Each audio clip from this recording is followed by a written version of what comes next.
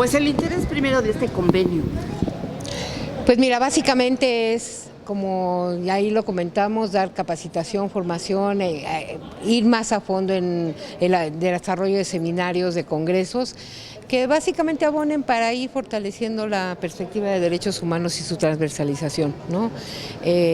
Este cuerpo colegiado, que es el responsable además mucho de dar, digamos, la normatividad y la instrumentación para poder operar todo lo que está en la Constitución de nuestra ciudad en términos de esta visión de derechos humanos, pues son los encargados de esto. Entonces la verdad es que el que tengamos estas oportunidades para poder establecer con mucho más fuerza programas de fortalecimiento para los integrantes, no nada más para los diputados y las diputadas, sino sus cuerpos de apoyo, pues avanza mucho para el tipo de calidad de cosas que se generan aquí, pero también a cómo vamos a ir avanzando en términos de que lo que está planteado en la Constitución sea reflejado bien en las normatividades secundarias.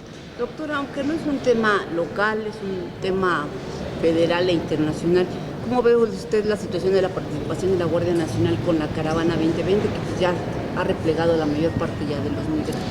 Nosotros hemos tenido desde el principio una posición en términos de que, si bien es cierto la política de una migración ordenada y segura, esta tiene que tener digamos, cumplir con los estándares internacionales. Entonces creo que aquí tendríamos que tener sí una valoración de investigación de si la respuesta de la Guardia Nacional fue proporcional a lo que estaba pasando en esos momentos en la situación. Creo que ahí lo que amerita desde nuestro punto de vista es que se investigue, ¿no? Porque por un lado se dice que hubo un abuso de parte de las personas migrantes, entonces que la respuesta de la autoridad fue una respuesta proporcional a eso, y por el otro lado pues hay imágenes que nos dicen otra cosa. Entonces pues la posición de la comisión es que esto requiere de investigación y que tendremos que seguir, digamos, sabemos que la situación de la migración es compleja, pero finalmente lo que tenga que hacer el país lo tiene que hacer en el marco de los estándares de los mismos convenios que tiene firmado con relación a la protección de la movilidad humana como un derecho. ¿Y cómo ve que la Comisión Nacional de Derechos Humanos no se haya pronunciado a este respecto precisamente? Pues finalmente creo que tendría que estar, exactamente no es competencia, y ustedes no lo dijeron, esto nosotros no nos pronunciamos porque no es competencia del orden local, es competencia del orden federal, y pues sí esperaríamos que hubiera una respuesta en términos de lo que estamos diciendo ahorita, ¿no? Es decir, básicamente en el que se pida se sujete a una investigación que tanto o no fue el uso proporcionado de la fuerza en el operativo, ¿no? Sobre el convenio, hay el 91% de las recomendaciones que ha realizado la Comisión Local no se han concluido, únicamente fueron 4 y ha sido de 2014 a 2016. Este convenio va a servir para este tipo de situaciones porque hay muchísimas, son 101 recomendaciones que hicieron los últimos 5 años y únicamente 4 han sido concluidas. ¿Qué refiere esto? Fíjate que este tipo de convenios no tiene que ver básico con eso, pero sí avanza sobre cómo vamos teniendo una lógica en términos de que las autoridades cumplan con lo que está en las recomendaciones, en la medida en que no nada más la comisión o el sector social sea quien presione, sino también el propio Congreso alrededor del cumplimiento de estos puntos recomendatorios, ¿no? Digamos que va a ser el brazo fuerte desde impulsarlo de aquí a las instituciones. Así es, esa es la intención, no es algo de consumo académico, eso es bien importante, o sea, nosotros tampoco la comisión es un ente académico para hacerlo, y la verdad es que el Congreso podría haber firmado con cualquier otra entidad académica con relación a derechos humanos. Aquí no, la lógica es que esto tiene un sentido práctico, ¿no? Y tiene un sentido en términos de que más que sea para cubrir un currículum, es para fortalecer los mecanismos de justiciabilidad y exigibilidad de derechos, y entonces por eso creo que es pertinente sobre la lógica que lo estás planteando. Claro, sobre la disminución de visitadores, vemos que desde los años anteriores vinieron 174 trabajando con ustedes, ahorita vemos 148. ¿Qué pasa ahí? No, fíjate que no ha habido disminución en términos de visitadores. Lo que ha habido es que, sobre todo visitadurías, está dentro del sistema profesional de carrera de la comisión. Y durante varios años no había habido convocatoria para cubrir los espacios de visitadurías. Les aviso que exactamente en el primer trimestre de este año, o sea, antes de que acabe marzo, se va a lanzar una convocatoria interna en la comisión para cubrir básicamente 51 plazas exactamente de servicio profesional. Doctora, en visitadurías. volviendo a la situación de la caravana, pues vemos una situación totalmente diferente a la de hace un año, cuando pues ustedes colaboraron para que también llegaran estas caravanas a la Ciudad de México. Esta política cambió radicalmente con la situación de el diálogo con el presidente de Estados Unidos. ¿Qué nos puede decir de recordando? Pues sí, básicamente lo que tú estás planteando. Nosotros teníamos y seguimos sosteniendo, yo creo que la ciudad en cualquier mecánica de esos tendrá exactamente su propia dinámica como la tuvo el año pasado, que también era diferente, no mucho, pero sí también era diferente. Y lo que nosotros ahora estamos como planteando es la posibilidad igual de que sabemos, por ejemplo, cómo cada año desde hace 6 años se han duplicado el número de solicitantes de refugio en el país. Hoy tenemos, simplemente en el año pasado, hubo casi 79,000 solicitudes contra 29,000 que hubo en el 2018 y 10,000 que hubo en el anterior. O sea, esto ha sido exponencial. En ese sentido, lo que ha venido sucediendo es que tenemos que alrededor de los 65% de esos solicitantes están en Tapachula, ¿no? Ante una ciudad que naturalmente se ve cada vez más rebasada por lo que implica esto.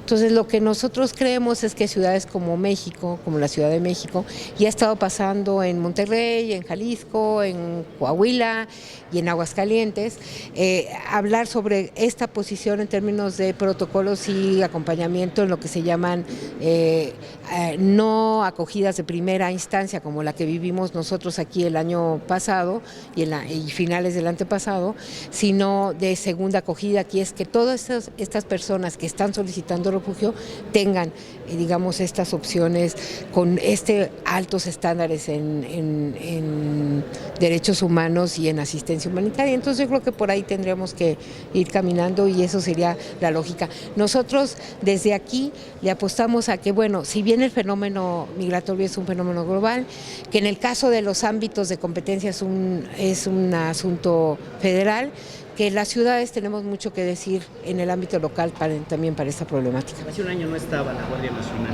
¿Qué diferencias hay? No, pues básicamente yo creo fíjate que más que pensar en la parte de la incorporación de los cuerpos de seguridad, ya sea Guardia Nacional o la lógica de trabajo, yo creo que la diferencia está en eso. Hubo una política inicialmente en donde se permitió el tránsito y ahora lo que se está haciendo a partir de esta dinámica es hacer los procesos de solicitud de refugio, el plantear que las características del país no son unas características de tránsito, sino de el ofrecimiento de estancias y de que México sea un país de destino, ¿no? Además creo que también, y eso es muy importante, tenemos que mirar los procesos migratorios como muy diversos. El dato que tenemos ahorita, por ejemplo, de solicitantes de refugio es que, si bien es cierto, por ejemplo, hondureños y salvadoreños siguen teniendo el primer y segundo lugar en términos de solicitantes, este año emergieron durante los 6 primeros lugares Haití, le ganó a Haití Cuba, Venezuela y en 7º lugar están los nicaragüenses. O sea, estamos hablando de que está diversificándose también mucho el sentido migratorio del país. La información también que tenemos, estamos hablando de 83 países diferentes, incluyendo países africanos, asiáticos y europeos, ¿no? En menor medida, pero están. Y entonces creo que lo que tenemos que hacer es seguir mirando la complejidad y la transformación. Sí les quiero también dar el dato de estos solicitantes de refugio, el 70% son familias, ¿no? Que también es una lógica muy diferente al tipo de migración a la que estábamos acostumbrados. Entonces creo que digamos que en lo que toca al nivel local hay una apertura otra vez a poder, digamos, tejer sobre el ejemplo de altos estándares de derechos humanos. Maestra, esta política tan cambiante en un solo año, de una política de libre tránsito a una política pues muchísimo más restrictiva, ¿lo atribuye usted a las presiones de Estados Unidos, de Donald Trump, efectivamente? Pues mira, yo creo que hay esos son razonamientos en términos de autoridades que valorarán. No, a ver, acordémonos que México, antes de que entrara este gobierno, había firmado los acuerdos de migración segura y ordenada. Esos se firmaron antes en el otro sexenio. Y parte de esta política tiene que ver con esos acuerdos, que de hecho ya estaban firmados anteriormente, México fue muy activo en esa agenda. Creo, y me gustaría pensar más bien, que la lógica es cómo te acercas a esa agenda y no que básicamente el proceso migratorio esté siendo rehén de otros procesos políticos, ¿no? Creo que eso sería un grave error. Doctora, a propósito de lo que pasó la semana pasada en la Corte con el sistema anticorrupción, ¿tienen ustedes conocimiento de alguna otra ley aprobada por el Congreso, inclusive en las que ustedes hayan estado colaborando, que pudiera estar en riesgo también, o que incluso ustedes hayan impugnado? No, así de en riesgo inminente, ninguna, ¿no? Nosotros el año pasado metimos 3 inconstitucionalidades. Una fue sobre la ley de seguridad ciudadana, y de hecho una de las cosas que impugnamos acaba de quedar sin materia porque hicieron en el periodo pasado una modificación, ¿no? A ese rubro que tenía que ver que no podías, que los policías no podían no ser sujetos a debido proceso, por ejemplo, en términos de los castigos, ¿no? O sea, eso no puede, y eso ya lo modificaron y se quedó sin materia, pero está en discusión cuestiones que tienen que ver con atribuciones que están expuestas en esa ley al Consejo Ciudadano, que corresponden y competen a la Comisión. No, eso todavía está ahí. Tenemos también algunos puntos, no la ley completa, eso es lo importante, no son que estés marcando inconstitucionalidad en toda la ley. En el caso del Código Penal, ¿sí?, en donde también tenemos ahí algunas, 2 procesos ahí de 2 artículos, solamente son 2 artículos que tienen que ver. Uno tiene que ver con no puedes armar castigo sobre castigo, ¿no? Y el otro tiene que ver con memoria, no con datos personales y todo lo demás que tiene, ese es el código.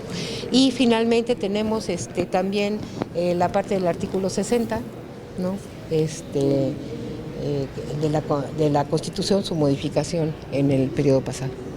Pero todas estas tienen un periodo, nosotros calculamos, estos son procesos. O sea, es importante resaltar que todos no llegan de un día a otro, que hay solicitudes de información de la Corte, que cuando tú presentas algo así te preguntan a ti, le preguntan a quienes hicieron eso para ver cómo ir avanzando, y que estos procesos cuando son rápidos duran 2 años. O sea, ¿tienen ustedes temas pendientes todavía? Sí, no, pero y tenemos del año del 2018 uno, que es anticonstitucional en la ley de síndrome de Down. Esa sí es casi en su conjunto. Básicamente esa sí podría estar en riesgo, esperamos. No está todavía, si ya lleva 2 años en la Corte, todavía no está enlistada para discusión, pero esa podría ser una de las que estuviera sujetos de parte de la Comisión de las inconstitucionalidades que he presentado. Esa la presentamos en el 2018, y la que sí ganamos el año pasado fue anticonstitucional a 2 artículos de la Ley de Protección de Datos Personales, y esa sí ya está modificada y se ganó desde el año pasado. ¿Por ahí algún grupo les estaba solicitando impugnar o promover alguna acción contra la ley de pueblos y barrios? Esa se venció el día de... ¿El 20 se venció? Se venció el día de ayer. El lunes en la noche. No, nosotros hicimos una valoración técnica sobre la situación de la ley, porque básicamente lo que se estaba impugnando era que no hubo consulta. Nosotros técnicamente no vimos procedencia para poder presentar inconstitucionalidad, porque sí hubo consulta, ¿no? Lo que sí hicimos fue con algunos de los grupos que estaban solicitando pedirles que nos aportaran, igual si nosotros no estábamos viendo algo que ellos vieran, pues que no lo aportaran. No recibimos ninguna aportación y por lo tanto, ante la lógica de un análisis técnico que nosotros hicimos, no se presentó inconstitucionalidad sobre la ley de pueblos. Independientemente de amparos que eso sí es algo que es importante. Una cosa es lo que nosotros desde el ámbito no jurisdiccional podemos hacer. Eso no quita que los compañeros puedan y lo pueden hacer perfectamente es ampararse, pero ya ese es en el ámbito jurisdiccional y no nos toca. Lo otro es importante es que, ojo, a partir de exactamente lo que se aprobó a finales del año pasado, que tiene que ver con la Sala Constitucional y todo lo que se hizo, acuérdense que a partir de este año vamos a poder tener diferentes mecanismos para ingresar inconstitucionalidad. Antes nada más teníamos la Suprema Corte y eran algunos actores quienes podíamos hacerlo. Hoy lo va a poder hacer más gente, lo van a poder hacer, bueno, igual los grupos parlamentarios, pero igual la población. La población y los grupos con la cantidad de 5,000 firmas pueden establecer y presentar procesos de inconstitucionalidad ante la Sala Constitucional de la Ciudad de México. Eso es a partir de este año. Y creo que, pues bueno, vamos a tener ahora sí que variedad en términos de estos procesos, ¿no? De este último paquete de reformas y leyes que se aprobaron en diciembre, no Ninguna. tienen ustedes ninguna observación. Ninguna. Ajá, Que proceda a inconstitucionalidad, no. Ninguna. Porque precisamente mencionaba que este convenio tiene que ver también con ver que los diputados, las leyes que aprueben, se sujeten a lo que dice la Constitución local. No, y de hecho, mira, nosotros lo que hemos intentado, y eso es importante, hay un proceso en donde nosotros generalmente, en casi todas, hay mucha actividad en el Congreso, pero sobre todo en las que impactan mucho en términos de derechos humanos, emitimos recomendaciones, no recomendación como la recomendación de nosotros, sino observaciones a las leyes, y bueno, claro, respetando la soberanía, ¿no? Porque finalmente nosotros tenemos una opinión, pero pues este órgano soberano pues decide. La actuación policial aquí en la capital, vimos que hubo un aumento marginal en cuestión de las recomendaciones a las dos dependencias con más, que son la Procuraduría y la Secretaría. ¿Esto qué se debe? ¿Han cambiado quizás los procesos de recomendación o ven ahí algo en la actuación policial? ¿Por qué este aumento un poco marginal? Fíjate que lo que hemos estado haciendo, y eso es importante destacar, es que sí había un rezago muy fuerte en la comisión en cuanto a muchos expedientes de queja que no entraba o no se les daba finalmente un trámite para poder cerrar, o el trámite era, pues es una investigación que está documentada, violación de derechos humanos, pues cuando no, además en situaciones como por ejemplo tortura o donde pasa por integridad de víctimas, pues no hay medidas de conciliación y de mediación, sino son la recomendación, lo que tenemos para la reparación y la restitución de daño para las víctimas. Y entonces durante buen rato hubo un retraso en términos de las investigaciones, y lo que ustedes han venido viendo, sobre todo en el año pasado, por ejemplo, cuando en lo abultada que eran en términos de víctimas, porque no recomendación por víctimas, sino recomendaciones con muchas víctimas involucradas, tiene que ver más bien con esa parte, ¿no? Todavía no podemos definir si hubo o no, qué tanto, ¿no? Tenemos patrones, por ejemplo, en la parte de detenciones arbitrarias, logramos documentar un patrón, por ejemplo, en Unidad Plateros, ¿no? Como un mecanismo hacían sus operativos y hacían procedimientos fuera de los propios protocolos, ya déjate de los derechos humanos. De mi parte, por último, ¿en qué leyes, iniciativas que todavía están aquí trabajándose en comisiones, han ustedes colaborado o están pendientes de que sea? Bueno, ahorita estamos con la de trans, la de identidad trans, en esa colaboramos, y de hecho junto con el UNICEF emitimos una opinión. En ambos casos la emisión fue favorable a que se legislara. No sé en qué procesos van, pero bueno, pues esa es una de las que tenemos ahí. El tema de ley de trabajo no asalariado. La ley de trabajo asalariado también estamos con ella en el tintero. Creo que esas dos son con las que iniciamos el año. Estamos promoviendo, sí, vamos a solicitar una modificación a la ley de víctimas, porque tiene que ver con la acreditación de víctimas, pero más bien esa va a ser es un cabildeo al revés. Nosotros desde la comisión vamos a promover que a ver si se pueden discutir ese pequeño detalle.